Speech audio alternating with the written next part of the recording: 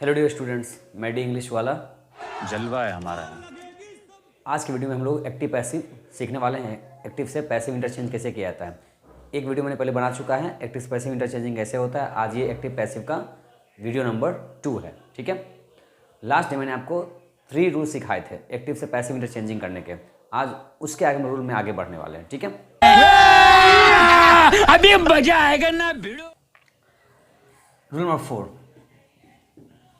अगर आपके active sentence में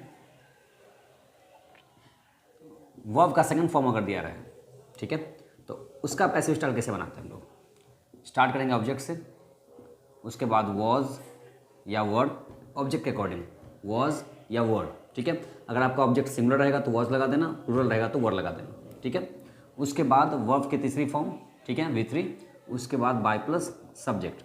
जैसे एग्जाम्पल में देखो, जैसे शी सा द ताजमहल। ठीक है, क्वेश्चन है शी सा द ताजमहल, ये हमारे एक्टिव सेंटेंस में है। इसका पैसिव इंटरचेंजिंग करना है। देखो सा क्या है, V2 है ना। देखो सी का V2 सा होता है ना, V2 सी का V2 सा होता है। अब क्वेश्चन में इसलिए दिया हुआ है कि वर्ब का सेकंड फॉर्म लेके आया है, तो क्या कहता है कि अगर आपके एक्टिव सेंटेंस में वर्ब का सेकंड फॉर्म लेके आता है तो क्या करते हैं हम लोग, स्टार्ट ऑब्जेक्ट से करते हैं, लास्ट में V3 बाय प्लस तो लिखना ही होता है। अगर आप मेरा डायरेक्टली, अगर आप एक्टिव से पैसिव इंटरचेंजिंग करने का आप डायरेक्टली वीडियो नंबर 2 देख रहे हो अभी, तो ये आपको थोड़ा समझ में नहीं आ सकता है। इसके लिए पहले आप वीडियो नंबर 1 देखो एक्टिव पैसिव का, फिर आप वीडियो पार्ट 2 देखना है इसका। ठीक है, ये बड़ी अच्छी बात कही आप। और जिन्होंने वीडियो नंबर 1 देख रखा है तो आप आगे देख सकते हो। तो जिस क्वेश्चन में पहले से V2 दिया रहेगा तो क्या करेंगे हम लोग, स्टार्ट करेंगे ऑब्जेक्ट से। पता है इसमें आपका ऑब्जेक्ट क्या है। देखा तो क्या देखा, ताजमहल देखा, द ताजमहल। फिर क्या बोलता है, वॉज या वर्ड। तो ताजमहल कितना है, एक है, तो सिंगुलर के साथ वॉज लगाते हैं। द ताजमहल वॉज, फिर क्या बोलता है, वर्ब के तीसरी फॉर्म लाओ, तो सा का V3 क्या होता है, सीन। फिर कहता है बाय लिखो, मैंने यहाँ पर लिखा बाय। फिर कहता है सब्जेक्ट लिखो, मतलब सब्जेक्ट का ऑब्जेक्टिव केस लिखो। तो शी का ऑब्जेक्टिव केस क्या होता है, हर। अब ये शी का हर कैसे चेंज हो गया। जिन्होंने वीडियो पार्ट 1 देख रखा है उनके लिए ईजी वे से समझ में आ गया मैंने क्या बताया अभी। और जिन्होंने नहीं देखा है वीडियो, तो पहले आप उस वीडियो को जाकर देखो, तब आपको ये समझ में आएगा। ठीक है, एक और एग्जांपल देख लो। जैसे Ram made the food, Ram ने खाना बनाया। ठीक है, राम मेड द फूड, इसमें देखो वर्ब का सेकंड फॉर्म मेक का V2 मेड आ गया है। ये एक्टिव में इसका पैसिव इंटरचेंज करना है। कैसे करें, कहता है अगर आपके एक्टिव सेंटेंस में वर्ब का सेकंड फॉर्म दिख जाएगा तो उसका पैसिव स्टाइल कैसे बनाते हैं हम लोग, स्टार्ट ऑब्जेक्ट से करेंगे। इसमें आपका ऑब्जेक्ट क्या है, तो राम ने बनाया, क्या बनाया, द फूड। ठीक है, ये आपका हो गया object, the food.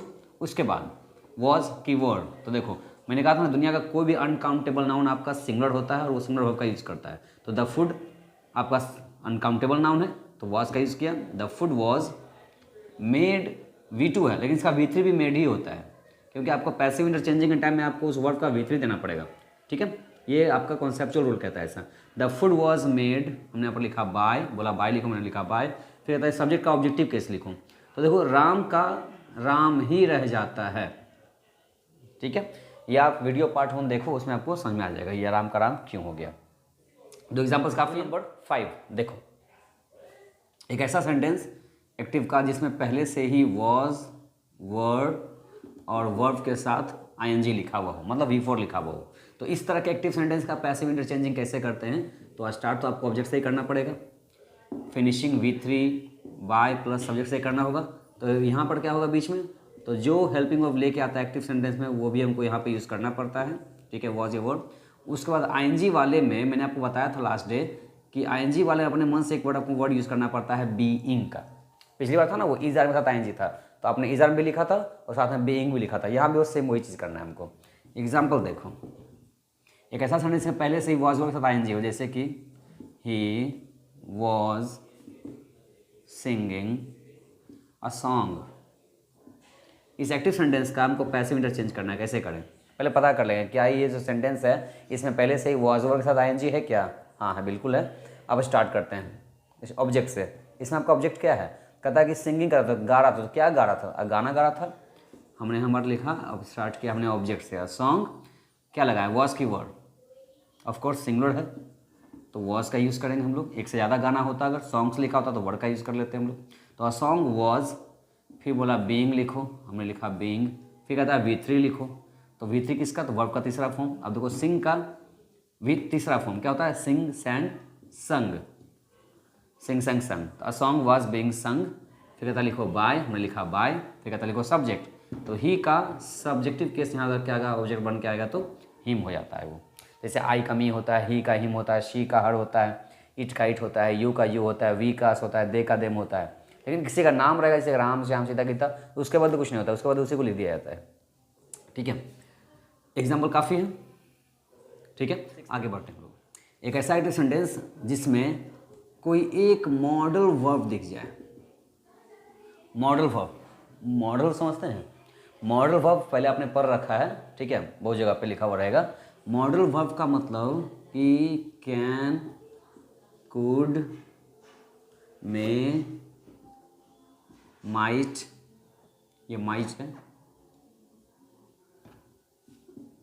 Shell, will, should, would, need, dare, use to, must, ये सब कहते हैं मॉडल वर्ब। अगर आपके एक्टिव सेंटेंस में इनमें से कोई एक वर्ड दिख जाए, इनमें से कोई एक वर्ड अगर दिख जाए, मतलब कोई भी एक मॉडल वर्ब दिख जाए, तो इस तरह के मॉडल वर्ब का हम लोग पैसिव इंटरचेंजिंग कैसे करते हैं, तो ऐसे करते हैं। स्टार्ट ऑब्जेक्ट से करोगे और जो मॉडल वर्ब लेके आएगा सेम मॉडल वर्ब उतार दोगे। मतलब अगर क्वेश्चन में कैन लेके आया तो पैसिव में भी आप कैन लिखना पड़ेगा आपको। अगर विल लेके आएगा तो आपको विल लिखना पड़ेगा। अगर माइट है तो आपको माइट लिखना पड़ेगा। ठीक है, मैंने क्या बोला कि एक्टिव वाले सेंटेंस में अगर आपको पहले से कोई एक मॉडल वर्ब दिख जाए तो क्या करोगे, उसका पैसिव इंटरचेंजिंग करने के लिए स्टार्ट ऑब्जेक्ट से करोगे, उसके बाद सेम मॉडल वर्ब को उतार दोगे और एक्स्ट्रा एक वर्ड दे देना आप यहाँ पर बी। मॉडल वर्ब लिखने के बाद बी लिखना, उसके बाद V3 लिखना, फिर लिखना बाय प्लस सब्जेक्ट। ठीक है, बाकी सबसे में देखो हम लोग हर रूल में ये हम लोग लिखते आ रहे थे, ये भी लिखते आ रहे थे, ये भी लिखते आ रहे थे। बस फर्क यहाँ पर क्या आ गया कि जो मॉडल वर्ब लेके आएगा उससे मॉडल वर्ब को हम यहाँ पर नोट कर देंगे और साथ में बी लगा देंगे। एग्जाम्पल देखो, क्वेश्चन है कि आई कैन डू इट। ठीक है, आई कैन डू इट, ये एक्टिव सेंटेंस है, इसका पैसिव इंटरचेंजिंग करना है। क्या कहता है कि जिस सेंटेंस में आपको इनमें से कोई एक वर्ड अगर दिख जाए, अगर कोई भी एक मॉडल वर्ब, तो क्या करते हैं उसको भी स्टार्ट करते हैं ऑब्जेक्ट से। तो इसमें आपका ऑब्जेक्ट क्या है, तो मैं कर सकता हूँ, तो क्या कर सकता हूँ, तो यह कर सकता हूँ। तो इट हमारा हो गया ऑब्जेक्ट। उसके बाद कहता है सेम मॉडल उतारो, अगर कैन है तो कैन को लिखो। ठीक है, तो हमने लिखा ऑब्जेक्ट, फिर लिखा सेम मॉडल, फिर कहता है बी लिखो, हमने यहाँ लिख दिया बी। फिर बोला कि V3 चाहिए हमको, अब पैसिव तो V3 का डिमांड करेगा ना वो। तो वर्ब का थर्ड फॉर्म क्या कहता है इसमें, तो डू का V3 क्या होता है, डन होता है। ठीक है, उसके बाद बोला कि बाय लिखो, मैंने यहाँ लिखा बाय। कहता है सब्जेक्ट का ऑब्जेक्टिव केस लिखो, तो आई का बदले क्या होता है यहाँ पर, मी होता है। ठीक है, रूल नंबर 7 ये क्या कहता है कि एक ऐसा एक्टिव सेंटेंस जिसमें पहले से ही कोई मॉडल वर्ब हो। यहाँ भी वही बात कर रहा था ना कि पहले से कोई मॉडल वर्ब हो, यहाँ भी वही बात कर रहा है कि पहले से मॉडल वर्ब हो। लेकिन दोनों में क्या डिफरेंस है कि वो सिर्फ मॉडल वर्ब लेके आया था, इस बार क्या होगा, मॉडल वर्ब अपने साथ एक वर्ड हैव को लेके आएगा। ठीक है, तो अगर ऐसा सेंटेंस दिख जाए जिसमें कि एक मॉडल वर्ब सिर्फ दिखे तो क्या करते हैं हम लोग, उसमें बगल में बी लगा देते हैं। लेकिन अगर कोई मॉडल वर्ब अपने साथ हैव लेके अगर आ गया तो इस तरह के सेंटेंस का हम लोग पैसिव इंटरचेंजिंग कैसे करते हैं, आप स्टार्ट ऑब्जेक्ट से ही करोगे, उसके बाद सेम मॉडल उतारोगे, दोनों में सेम ही चल रहा है। उसके बाद यहाँ आपने क्या लिखा था बी, बट यहाँ पर पहले आप लिखो हैव, क्योंकि मॉडल अपने साथ हैव लेके आया तो हम हैव को यहाँ भी लिखेंगे। उसके बाद यहाँ पर आप क्या लिखते थे, बी लिखते थे ना, यहाँ पर आप खाली कर देना है बीन। उसके बाद बाकी सब सेम है, V3 बाय प्लस सब्जेक्ट। ठीक है, फिर से एक बार, अगर सिर्फ मॉडल वर्ब आएगा तो सेम मॉडल उतार देना, बी लगा देना। अगर मॉडल वर्ब अपने साथ अगर हैव लेके आएगा तो सेम मॉडल उतार देना, फिर हैव भी लिख देना, साथ में बस बीन लगा देना। एग्जाम्पल देखो, जैसे you should have done this work। ठीक है, you should have done this work। देखो आ गया मॉडल वर्ब शुड है ना, देखो मॉडल वर्ब है, साथ में क्या लेके आ गया, हैव भी लेके आ गया। तो इस तरह के एक्टिव का हम लोग पैसिव इंटरचेंजिंग कैसे करते हैं, स्टार्ट करेंगे ऑब्जेक्ट से। इसमें आपका ऑब्जेक्ट क्या है, तो तुम्हें करना चाहिए था तो क्या, इस काम को, तो दिस वर्क हमारा हो गया ऑब्जेक्ट। फिर कहता है लिखो सेम मॉडल वर्ब, हमने लिखा शुड का मॉडल वर्ब सेम शुड हो गया। साथ में बोला कि हैव लेके आया तो हमने साथ में हैव भी लगाया जैसे कि रूल में कह रहा था। फिर बोला बीन लगा, हमने यहाँ पर बीन भी लिखा। फिर कहता है V3 लिखो, तो V3 आपका डन पहले से ही दिया रहेगा इसमें, डन। उसके बाद बोला बाय लिखो, हमने लिखा बाय। फिर कहता है लिखो सब्जेक्ट, तो आपका यू सब्जेक्ट हो तो यू का ऑब्जेक्टिव केस यू ही रह जाता है। ठीक है, ये आपका हो गया एक्टिव से पैसिव इंटरचेंजिंग करने के इतने सारे रूल्स आपके हो गए।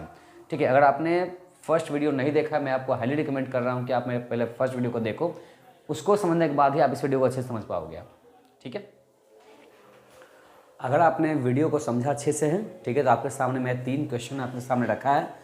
अभी जस्ट मैंने आपको जरूर बताया है, उसी बेस पर आपको ये 3 क्वेश्चन को हैंडल करके मुझे कमेंट में करके बताना है ये तीनों क्वेश्चन का आंसर क्या होगा। ठीक है, अगर आपने समझा अच्छे से तो आप मुझे कमेंट करके जरूर से बताओ कि इसका आंसर क्या होगा। ये तीनों रिपीटेड क्वेश्चन है एग्जाम में। जल्दी से मुझे इसका आंसर बताओ कमेंट में।